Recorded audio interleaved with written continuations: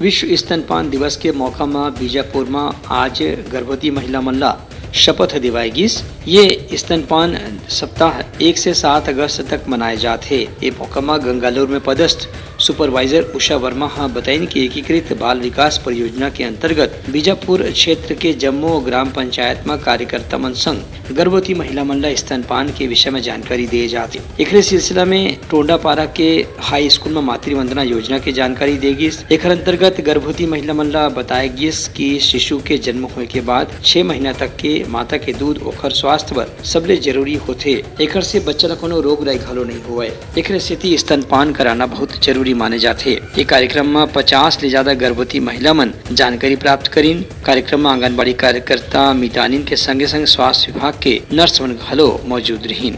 Bureau report उत्तलघा news.